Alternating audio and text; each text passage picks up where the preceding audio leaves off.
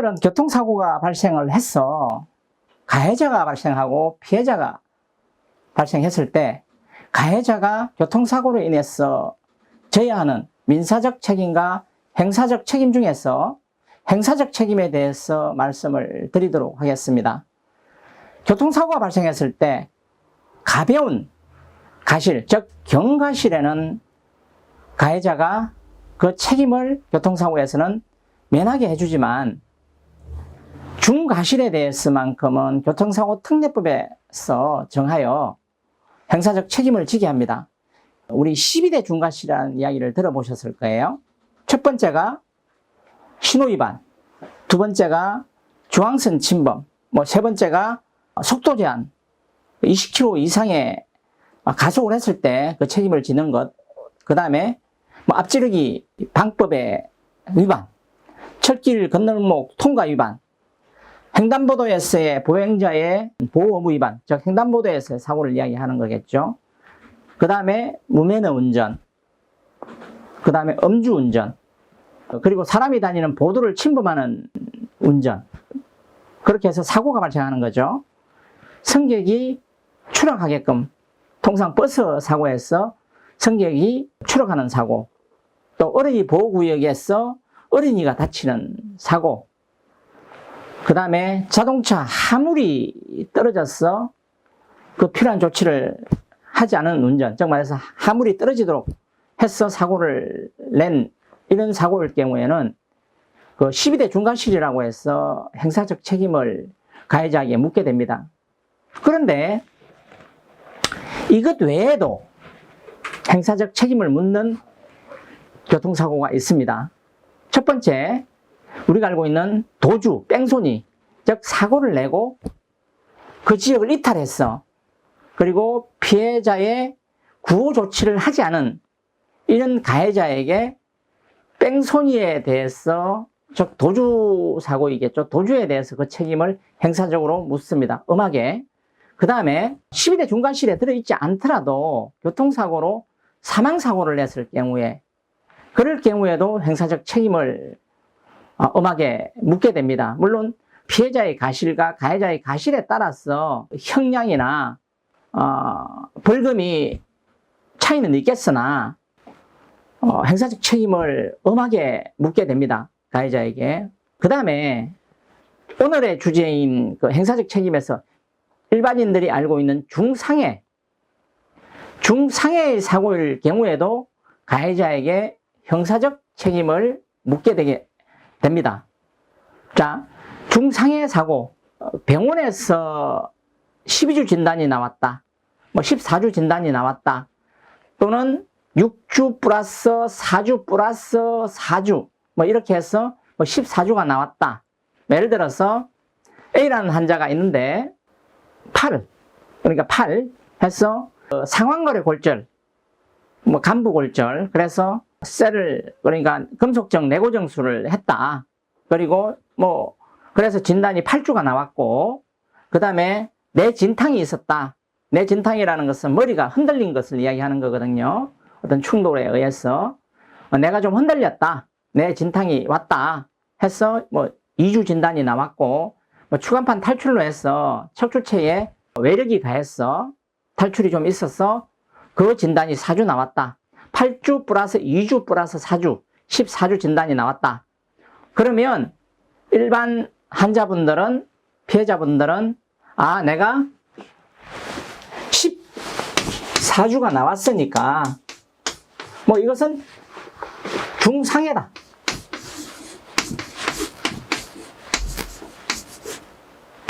중상해다. 그리고 나서 가해자에게 행사 책임을 물어야 되겠다. 그리고 나서 형사 합의금을 받아야 되겠다. 합의금을 받아야 되겠다.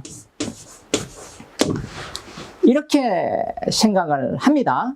자, 우리가 알고 있는, 일반인들이 알고 있는, 또 병원에서 이야기하는 중상해는 형사적 책임을 묻는 중상해와 완전히 구분됩니다. 이 기준을 모르고 행사적 합의라든지 또는 내가 중상해로서 가해자에게 행사적 책임을 물리려고 여러 가지 방법을 하는 케이스들이 있는데 그 기준에 미치지 못하면 아무런 그 노력이 물거품이 된다는 거죠. 그래서 괜한 수고를 하지 않을 수 있게끔 오늘 중상해의 기준에 대해서 제가 오늘 설명을 드리도록 하겠습니다. 일단 먼저 검찰이 중상해라고 판단을 할 때는 어떤 기준이 있을 겁니다. 검찰의 중상해 판단, 기준. 그것이 대검찰청에서 중상해 판단 기준이라고 해서 그 기준이 마련됐습니다. 세부적인 그 판단은 검찰청의 해당 검사가 판단을 중상해냐 아니냐를 판단하는데 이 행사적 책임을 물리는 부분에서 중상해의 판단 기준은 상당히 엄격합니다. 엄격하다. 그래서 먼저 검찰에서 이 중상해의 판단 기준을 잡는 부분이 첫 번째는 이번 사고로 생명에 대단한 위협을 느꼈다. 생명에 대한 위협이 있는 경우를 말합니다. 즉 말해서 생명에 대한 위협. 생명에 대한 위협이라고 해서 위협만 가한 그런 경우를 이야기하는 게 아니고요.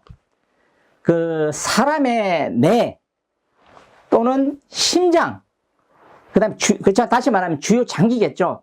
생명에 위협을 주는 폐, 이런 부분에서 회복할 수 없는 중대한 손상, 즉 말해서 뇌 손상으로 2, 3일 안에 돌아가실 것 같다.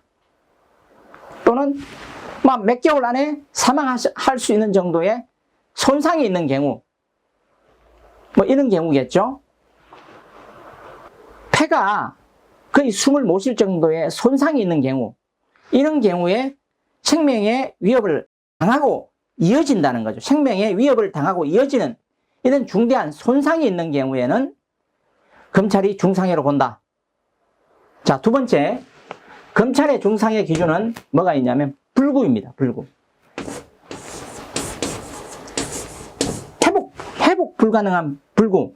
자, 무릎에 금속 내고정물 삽입했다고 해서 걷는 부분에서 완전히 걷지를 못하는 건 아닙니다. 그렇기 때문에 그런 것들은 검찰의 중상해에 들어가지 않습니다. 불구라 하면 어떤 경우냐면 손, 팔, 다리 이런 부분을 잘린 경우, 완전히 잘려서 잃어버린 경우, 다시 말해서 복구가 불가능한 경우, 그 다음에 변형, 즉 말해서 신체의 기능이 완전히 변형돼 버린 것, 잘 봤던 사람이 눈을 갖다 못 쓰게 돼버린 경우, 시력을 양쪽 다 잃어버린 경우, 그 다음에 잘 듣던 사람이 아예 못 들어버리는 경우, 또는 말을 이렇게 잘하던 사람이 혓바닥이 잘려서 말을 못하게 되는 경우, 이런 것을 불구라고 합니다. 또 이런 경우도 있겠죠. 생식기를 완전히 잘려버린 경우, 방광 하나 없어지고 방광 2개 없어지고 이런 거 아닙니다. 생식기를 완전히 잘린 경우, 이런 경우에는 검찰에서 불구로서 그 중상해 판단을 한다. 그 다음에 그 난치병, 예를 들어서 도저히 회복이 불가능한 신체적 손상이 입혀져서 난치 또는 불치, 이런 병들은 또 중상해 판단으로 본다. 다시 말하면 어떤 경우에 사고 후유증으로 정신이 이상이 와버렸어. 완전히 사람을 기억 못하고, 그 다음에 인지 기능이 없는 거죠. 어린 아이와 같은 상태, 즉 말해서 정신병원에 또 입원해야 되는 경우, 이런 환자들 많습니다. 폭력성이 정대되어지고, 그 다음에 외상성 치매가 오고, 이런 부분에 대한 심각한 불치 또는 난치병이 있는 경우에는 역시 중상해 판단을 합니다. 그 다음에 하반신 마비, 그 다음에 식물인간, 이런 경우에 검찰은 중상해 판단을 한다라는 거죠. 근데 실질적으로 이 판단은 지금까지 제가 말씀드린 것은 이 정도의 손상이 있으면 검찰이 중상해로 판단한다, 하더라, 할 것이다. 통상 그렇게 하더라의 이야기지 무조건 검찰이 한다는 아닙니다. 판단의 영역은 검사의 영역이기 때문에 그 중상해로 판단하는 기준에 대해서는 중상해의 기준을 잡아주고 이와 같은 경우에는 중상해 판단을 할 것이다라고 인지하고 있으면 되는 거고, 구체적인 부분은 검찰에서 판단한 후에 그것을 확인하는 것이 중요하다, 이렇게 말씀을 드리고요. 불구, 그 다음에 세 번째는 불치,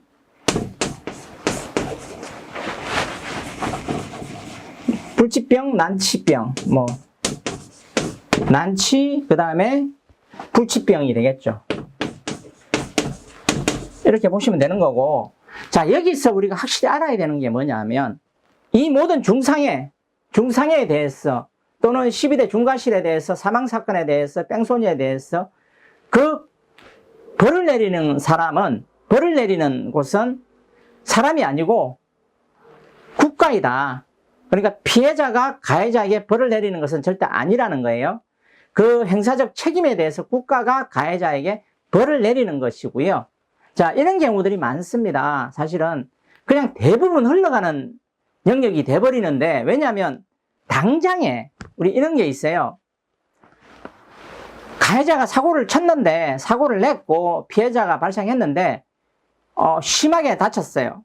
그런데 그것이 명확하게 중상해가 아닌 경우들이 있습니다. 서서히 중상해로 발전하는 단계가 있습니다. 그래서 중상해로 발전을 할 때 계속 증대되겠죠. 그 증상이 증대되고, 그 증대되었을 때 기간이 소요돼 버린다는 거죠. 예를 들어서 1년이 경과해 버렸어요. 그때서 검찰의 중상해 기준에 부합할 만큼 손상이 진단되어진다는 거죠, 의사에게. 그럴 경우에는 우리가 검찰에다가 다시 이 부분에 대해서 조사할 수 있게끔 사건을 접수해야 된다는 거죠. 그러면 검찰은 그 시점에 기간이 경과했더라도 아무 상관없이 다시 조사하고 여기에서 중상해 판단이 되어질 때 그때 가해자를 기소해서 구형하고 하는 행위를 할 수 있다는 거예요. 물론 그 시점에서 가해자가 본인의 형을 낮추기 위해서 피해자분과 형사 합의도 유도할 수 있겠죠.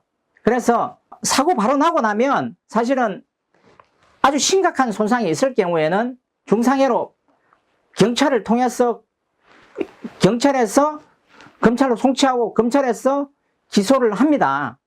중상해라고.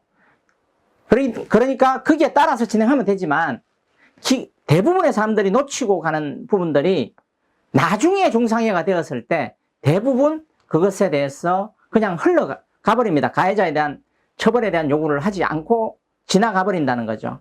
그래서 오늘 제가 말씀드린 것은 우리가 중상해에 대한 기준을 정확하게 알아야 된다 라는 부분이고, 우리가 알고 있는 일반적인 의사 선생님, 중상해예요? 일반 사람들이 봤을 때 많이 다쳤어요, 중상해예요? 이것은 검찰이 형사적 책임을 묻는 중상해하고는 판단 기준이 완전히 다른 것이다 라는 거 하나 하고, 두 번째로는 많은 기간이 경과했더라도 그 시점에서 중상해라고 우리가 오늘 이야기했던 판단 기준에 부합하면 검찰에다가 다시 재수사를 의뢰해서 가해자가 중상해에 대한 행사적 책임을 지게 해야 된다. 또 그렇게 함으로써 가해자가 중상해에 대한 행사적 처벌에 대해서 행사 합의에 대한 부분이 제의 들어올 수 있다. 행사 합의를 보는 부분이 가능할 수도 있다. 이 부분을 오늘 설명을 드리면서 강의를 마치도록 하겠습니다. 감사합니다.